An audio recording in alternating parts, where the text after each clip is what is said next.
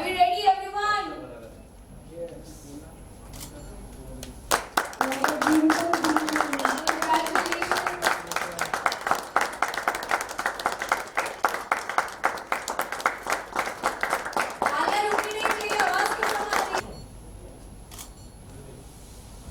Can I have some spoons, please? Sir, here.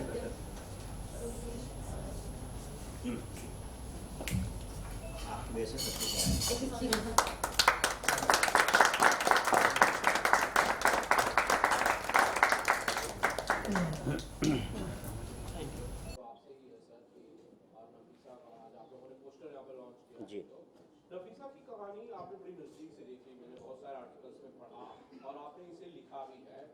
इस कहानी का वो कौन सा पहलू था जिसने आपको इस चीज के लिए प्रेरित किया कि भाई इस पर एक फिल्म एक माइक दे दो। जो है सर मैं एक बात बताना चाहूँगा कि ये कहानी लिखने से पहले बहुत सारी चीज़ें मैंने इसको बहुत करीब से देखा है। जैसे 2018 की कहानी है ये, जो रियल में घटी थी मुजफ्फरपुर में, और मैंने इसको न्यूज़ में देखा था जब हाईलाइट हुआ था सारे न्यूज़, बिकॉज़ पहले ये न्यूज़ छप नहीं रहा था बिहार में। इसके बाद जब मैं जिसके साथ ये हुआ है उसमें से 5 लड़कियों को मैंने मिलने के बाद उनसे जब सारी कहानी पूछी, उन्होंने जो बताने के बाद मेरे रोंगटे खड़े हो गए थे, क्योंकि हम जो बता रहे हैं उसका आधा भी हम नहीं दिखा पाएंगे, इतने उनका दर्द है। तो मैं आपको इतना ही कहना चाहूँगा कि जो चीज़ वहाँ जो हुआ है, अगर हम उसको थोड़ा सा फील करा दे पब्लिक को और जागरूक कर दे, तो ये फिल्म सफल है हमारे लिए। नफीसा नीरज जी, बहुत शानदार बात आपने कही है।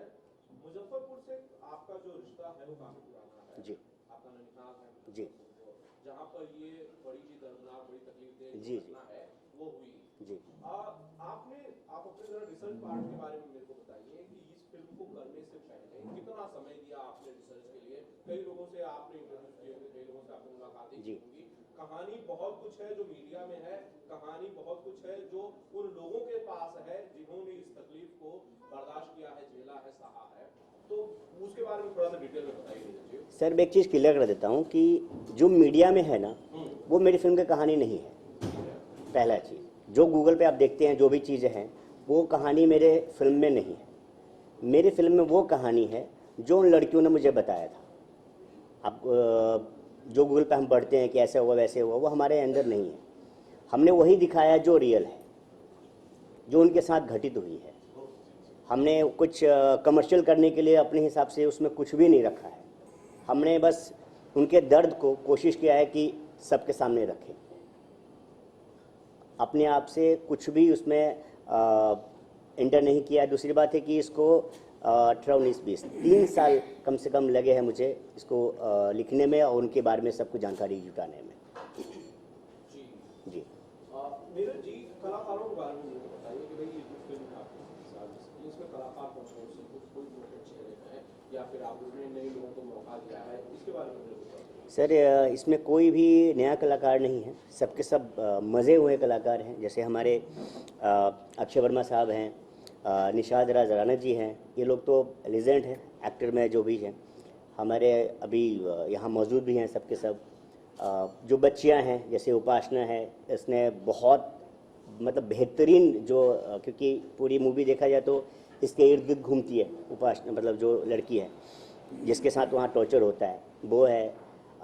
उड़जान है जिसने ये नेगेटिव कैरेक्टर किया है, जिसकी वजह से लड़की शेल्टर होम पहुँचती है। तो देखा जाए तो हमारे जितने भी हैं कलाकार वो सब नॉन है। इसके बाद हमारे जो CBI हैं, रोहित भारद्वाज जी जो बहुत नॉन है, आपने महाभारत भी देखा है, उन्हें युधिष्ठिर का कैरेक्टर हुए हैं। तो हमारे कोई नया नहीं है, लेकिन हम बिकॉज एक क्लास के आर्टिस्ट नहीं ले सकते थे क्योंकि हमारा कैरेक्टर मर जाता, क्योंकि उनको सब जानते हैं। तो हमें सिर्फ बेहतरीन एक्टर चाहिए था, जो हमारे पास ये अनमोल रतन है हमारे पास। मेरे जी सवाल ये है कि बहुत सारे लोग जो मेकर्स हैं वो ऐसे विषयों को छूना नहीं चाहते।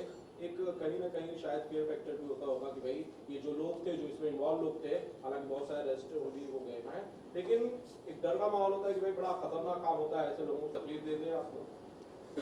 सर सच बोलूँगा, एक रात डरा था जिस दिन कॉल आया था, अच्छा, बस उसके बाद कोई डर नहीं लगा, क्योंकि मैं जान गया था कि जो मैं कर रहा हूँ वो सही है।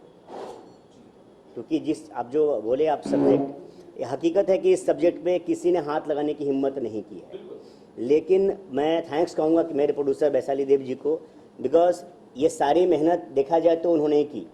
उन्होंने न्यूज़ देखा, उन्होंने मुझे अप्रोच किया कि भाई किसी भी कीमत पे इस स्टोरी को आगे लेके आओ, बिकॉज क्योंकि मेरे यूएसए के मतलब इनका जो कंपनी है स्पार्क मीडिया वो यूएसए की है। फिर उन्होंने बोला कि भाई इस फिल्म को करनी है स्पार्क मीडिया के थ्रू, फिर हमने यहाँ रजिस्टर्ड किया, सब कुछ किया। तो आज जो कुछ भी ये फिल्म अगर बन रही है बिकॉज ऑफ वैशाली देव जो उनके प्रोड्यूसर है नफीशा की, तो मैं बस थैंक्स कहना चाहूँगा इनको कि इन्होंने 7 समुंदर पार बैठे हुए मुझे प्रोत्साहित किया कि इसको लिखो और कहीं मुड़ने की ज़रूरत नहीं है, मैं हूँ। और आज भी इन्होंने दिल खोल के मेरे साथ हमेशा खड़े हैं, तो डर किस बात की है। शूटिंग कहाँ हुई है, रियल लोकेशन पे की है आपने, यूपी में? सर इसका शूटिंग हुआ है यूपी, मुंबई, गुजरात और बिहार। कब तक इसको प्लान कर रहे हैं इसका? सर रिलीज़ का प्लान तो हमारा देखा जाए तो इस मंथ ही था, लेकिन हमने आईपीएल, आपको तो पता सर, आईपीएल के चक्कर में बड़े बड़े पिक्चर पीछे हो जाती है, तो हमने सडनली फिर इसको आगे लेके गए। अब उस बीच हम देखेंगे कहाँ हमारा कुछ, ताकि इस पिक्चर को हर एक जगह पहुँचाना है। ऐसा नहीं कि बस टाइम पास के लिए रिलीज़ कर दिया और सेटेलाइट बेच के पैसे कमा लिया, हमारा वो नहीं है।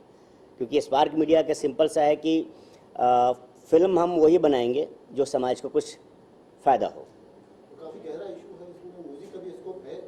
सर बिहार है और वहाँ म्यूज़िक ना हो ऐसा हो नहीं सकता। तो जाहिर सी बात है जहाँ मंत्री लोग जुड़े होंगे वहाँ म्यूज़िक तो होगा। तो हमारा एक आइटम सॉन्ग है जो गणेश आचार्य जी ने कोरियोग्राफ किया है और रितु पांडे ने इसको गाया है, जो अच्छे बड़े सिंगर है। तो हमने ये पूरा इसको थोड़ा सा रखा है बिहार टच के लिए।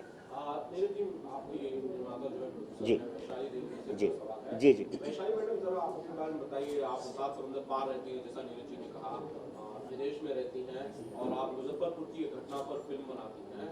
ये चीज़ जो लोग सुनेंगे इस चीज़ को, वो कैसे ये सब शुरू हुआ, जरा ये बताइए कि भाई आपने इस विषय को कैसे चुना, नीरज जी ने आपको कैसे कन्विंस किया कि इस विषय पर फिल्म बनानी चाहिए। ओके, जैसे कि नीरज जी ने कहा कि ये मीडिया में काफ़ी आई थी, तो हमने भी वहाँ बैठे बैठे इसके बारे में सुना, इसके बारे में देखा। और मेरी भी 2 बेटियाँ हैं और ये एक दिल को छूने वाली बात हो गई ना कि हम क्या कर सकते हैं इसके लिए। जो बेटियाँ पेरेंट्स के पास आए, पेरेंट्स बच्चों के पास जाए, तो एक थोड़ा सा जनरेशन गैप जो हम लोग जस्ट बोलते रहते हैं ना, इतनी आसानी से बोल देते हैं भाई जनरेशन गैप है, क्या कर सकते हैं।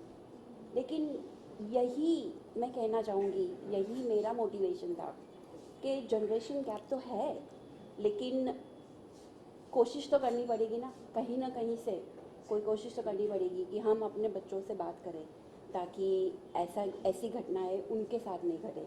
बच्चे हमारे पास आ सकते हैं, वो डर के नहीं रहे कि हम हमारे माँ बाप के पास जाएंगे तो डर लगेगा, पता नहीं वो क्या करेंगे। तो इसी सिलसिले में मैं कुमार जी के पास आई कि कुमार जी कुछ तो करना पड़ेगा, और वो खुद राइटर है, तो उन्होंने प्रॉमिस किया कि मैं कहानी लिखूंगा। इनका एक ही मुद्दा था कि भाई मुझे एक मैसेज देना है पेरेंट्स को कि क्योंकि एक्चुअली रहते हैं यूएसए में, तो यहाँ के ज़्यादा जुड़े कल्चर से, तो इनका ये था कि मुझे एक ऐसे मैसेज देना है कि जो आजकल के जो बच्चे हैं न्यू जनरेशन के, वो क्या होता है कि 14 से लेके 18 साल के बीच वो हमेशा चाहते हैं कि वो अलग रहे माँ बाप से। उनको लगता है मैं उनको सब कुछ पता है, राइट मैम, और माँ बाप को लगता है कि यार इनको कुछ पता ही नहीं है। उन दोनों में कम्युनिकेशन नहीं हो पाता है, और जिस वजह से बच्चे कहीं और दोस्ती ढूंढ रहे होते हैं, माँ बाप कहीं और बिजी होते हैं। उस चक्कर में बच्चियाँ जो हैं वो शेल्टर होम जैसे जगह पे फंस जाते हैं। इनका एक मोटिव था कि मुझे किसी भी कीमत पे एक मैसेज छोड़ना है कि माँ बाप जो है अपने बच्चों पे ध्यान दें, बच्चे जो है माँ बाप के ज़्यादा करीब रहे, दोस्त बना के रखें, कोई चीज़ छुपाई नहीं। तो ये फिल्म का मैसेज जो है इन्होंने यही देने की कोशिश किया था, जिस पर मैंने वर्कआउट किया। नीरज जी, सवाल ये है, माफी चाहता हूँ किसी ने कुछ और सवाल पूछ लिया था। आपने कहा कि भाई आपको डर उस वक्त लगा जब एक कॉल आपको आया था। क्या आपको किस धमकी दी गई थी, रोका जा रहा था कि भाई आप फिल्म मत करिए नीरज जी, आपको कुछ किसी तरह का खतरा होगा, कोई थ्रेट कॉल थी या क्या था उस कॉल में, ये जरा बताइए। सर अभी आज पोस्टर लॉन्च है, क्यों फिल्म बैन करवा रहे हैं? तो मैं बिल्कुल बताऊंगा आपको जी, एक बार जब सेंसर सॉरी अपना रिलीज जब हो जाए ना, तो फिर हम पर्सनली बैठ के एक चाय पी के मैं आपको बताऊंगा। बट इस चीज को मेरे को बहुत अच्छी लगी सर कि इतने सारी मुश्किलों के बाद, तकलीफों के बाद आप ये फिल्म कर रहे हैं, मैं इसे अप्रिशिएट करता हूँ। दिलीप भाई आपका सवाल। कुमार जी, मेरा आपसे सवाल, आपने तो अखबारों में सुना है जी, आपने कहा कि लड़कियों से आपने जी जी सर, वो कौन सी घटना उन्होंने बताया जिससे आप रो पड़े या आपके रोते खड़े हो गए? सर उनको 2-2, 3-3 दिन भूखे रखा जाता था, और जाहिर सी बात है कहीं भेजने के लिए, अगर वो नहीं जाते थे ना तो उनको लास्ट में एक बिहार में ना एक इंजेक्शन आता है, भैंस को लगाया जाता है दूध देने वाला, वो इंजेक्शन उनको लगाया जाता था, पूरा बॉडी पे सिगरेट उनको दागा जाता था। अब आप सोचिए, हम तो आप सुन के हो उनके ऊपर ये सब हुआ है। जब मैंने उनका दिखाया जब उसने, तो लिटरली मेरा मतलब अजीब हो गया था मेरा उनको देख के। ये तो कुछ भी नहीं है, बहुत सारी चीज़ें हैं, मतलब उनको ऐसे ऐसे मतलब टॉर्चर किया जाता था ना कि नाखून उखाड़ लेते थे वो लोग। जो वहाँ की वार्डन थी ना, इतनी खतरनाक थी, अगर उनके आप नहीं मारोगे तो या तो आप मरोगे, एसिड तक डाल दिया जाता था। मैं यहाँ बोलना नहीं चाहूँगा, मीडिया है, उनके बॉडी पार्ट पे एसिड तक डालते थे वो लोग, इतना खौफ था। सर मेरा दूसरा सवाल इससे रिलेटेड है, जो बालिका गृह होता है जहाँ लड़कियाँ होती हैं, जी आपने तो सुना है ऐसी ऐसी घटना हुई है। जी जी हमने सुना, हमने अखबारों में सुना। सर ऐसी घटना को रोकने के लिए क्या कुछ हो सकता है, अगर आप कुछ सुझाव आपका हो? सर इसको रोकने के लिए मैं, आप और सरकार जब तक एक नहीं होंगे कुछ नहीं होगा। बिकॉज क्या है, हम लोग सिर्फ जाके देख लेते हैं, या हम जो फंडिंग करते हैं जो एनजीओ को, ठीक है ना, वो डायरेक्टली एनजीओ के पास जाता है, हम कभी पूछते नहीं है एनजीओ से वो लगाते कहाँ हैं। सरकार जो फंडिंग करती है एनजीओ को, वो पूछते भी नहीं है कि कहाँ यूज़ हो रहा है। इसमें भी वही हुआ था, एनजीओ खोली, फंडिंग सरकार कर रहा था, टैक्स हमारा जा रहा था, लेकिन हमने कभी पूछा ही नहीं कि वहाँ होता क्या था। वो तो अगर बॉम्बे से टीम नहीं जाती बिहार में तो इस चीज़ का आज उजागर नहीं होता। बिहार वाले तो शांत बैठे थे, उनको कोई मतलब ही नहीं था। सर एक सवाल और मेरा, जो मैंने अखबारों में पढ़ा था जी, इस कांड के अंदर एक राजनेता इन्वॉल्व था जो सत्ताधारी था जी, क्या उसे भी आपने उसमें दिखाने की कोशिश? बिल्कुल सर, मैंने कहा ना कि मैं रियल, बस आप समझ लीजिए कि नाम चेंज है हकीकत सब कुछ। बिकॉज जैसे आप मीडिया वाले हैं, मेरे एक मित्र है मीडिया की, अभी बहुत बड़े पोस्ट पे है, तो जब मुझे धमकी आया तो मैंने उसको कॉल किया था, तो उसने कहा कि वो सब छोड़ दो, बस इतना प्रॉमिस करो कि मजाक नहीं करना इस फिल्म के साथ। बिकॉज उसमें इतना इन्वॉल्व थी उसमें कि उसको पीटा गया था उस लड़की को। आप समझ लीजिए कितना वो है। तो जाहिर सी बात है, हम इस पिक्चर को वैसे नहीं लेके जा रहे हैं, हम पूरा प्रॉपर रियल ही रख रहे हैं, बस थोड़ा सा नाम अलग है। बिकॉज आपको पता ही है फिर क्या होना है, 2.5 साल की सरकार बची हुई है, पिक्चर भी रिलीज़ करनी है, तो थोड़ा सा है, लेकिन पब्लिक सब जानती है। सेंसर में कितनी बार रिजेक्ट हुई है? 2-3 बार। नीरज जी, नाम को लेकर मेरे को सवाल। सर मैं एक चीज़ कहना चाहूँगा सर, क्योंकि हमारे ये सबसे इम्पोर्टेंट जो आज के पिक्चर में है वो है हमारे सर, अगर ये नहीं होते तो बाकी पिक्चर कंप्लीट नहीं हो पाती। सीधे बता रहा हूँ, क्योंकि इनका जो विज़न था ना, क्योंकि मैं तो बस इनके साथ बैठता था नरेशन के लिए, सब कुछ के लिए, तो ये ऐसे हैं कि मुझे समझाते थे कि नरेशन ऐसे होता है, ये वो गार्जियन है मेरा। तो प्लीज़ मैं इतना कहना चाहूँगा कि जो कुछ थोड़ा बहुत है ज़्यादा ये बताएंगे, क्योंकि विजुअली ये ज़्यादा जानते हैं। बिल्कुल।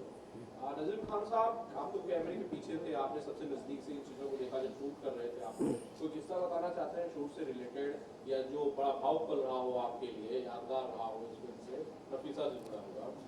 सर बेसिकली ये तो क्राइम थ्रिलर है, और क्राइम थ्रिलर जब डीओपी के पास आती है तो वो अपने हिसाब से कई चीज़ें एग्जैजरेट करके शूट करता। इस स्टोरी को इन्होंने हॉर्सेस के माउथ से सुना है, तो एकदम जेन्युइन जो होना चाहिए मैंने वैसे ही शूट किया। I have not exaggerated any portion, even in lighting, even in taking, we have maintained that अभी आपने अभी कहा कि संसद में 3 बार रिजेक्ट हो चुकी है। क्या दिक्कतें हुई उसमें? कोई सीन को लेके कुछ या हाँ कुछ सीन को लेके बताइए किस तरह के? टॉर्चर आपको पता है सब ब्लडिंग ज़्यादा नहीं दिखा सकते, टॉर्चर ज़्यादा नहीं दिखा सकते क्योंकि उनके लिए तो लड़कियाँ इंपॉर्टेंट है ना। अब आजकल तो सेंसर बहुत ज़्यादा हो गया है, आप साला बोल दोगे तो काट देते हैं, तो उस चीज़ के लिए हुआ था, ऐसा कोई ज़्यादा वो नहीं था। क्रिएटिव लिबर्टी के नाम पर मेकर्स अपनी तरफ से बहुत सारी चीजें नीति आजकल ऐड कर देते हैं आप फिल्म को थोड़ा सा कमर्शियली ज्यादा कामयाब बनाने के लिए या फिर थोड़ा मैं कहूँ कि कलरफुल करने के लिए बाकी चीजों को ऐड करने के लिए कुमार नीरज ने इस फिल्म में क्या कोई क्रिएटिव लिबर्टी ली और ली है तो कितनी? सर इतना ही कहूँगा कि कुछ भी नहीं ली है क्रिएटिविटी, यहाँ तक कि हमने तो रियल रखा है, जो मेरे आर्टिस्ट है उसको मेकअप तक नहीं किया है। जी हमारा जो मेरी जो मेन बच्ची है मैंने रियल रखने के लिए उसको मेकअप तक नहीं किया है, ठीक है। और जिसको भी मतलब यहाँ तक कि मैंने सब कुछ रियल ही रखा है, कोई सजावट नहीं किया है। आर्ट में भी देखेंगे तो वैसे ही जैसे बिहार में होता है ना बिखरा हुआ सामान, हमने वही रखा है। खूबसूरती नहीं दिखाई है कि भाई हम सजा देते हैं, लाइटिंग ये कर देते हैं वो कर देते हैं, नहीं। हमने कपड़े भी वही यूज़ किए हैं, जो हमने ये नहीं कि भाई ब्रांडेड कपड़े हम यूज़ कर रहे हैं उनको दिखाने के लिए, नहीं। हमने वही जो वहाँ पे पहने जाते हैं, तो कहीं पे भी हमने कोई अपने हिसाब से वो नहीं लिया, जो रियल चीज़ था हमने वही वो करा है। जी सिमरन कौशिक जी आप जरा बताइए फिल्म से जुड़े हुए अपने अपने हिस्से की कहानी जो है वो आप सुनाइए जरा कुछ बातें। वाले भाई हैं आउटपुट है ये कैमरा के लिए टिल डाउन कर लो, मैं नहीं करूँगा। हम्म।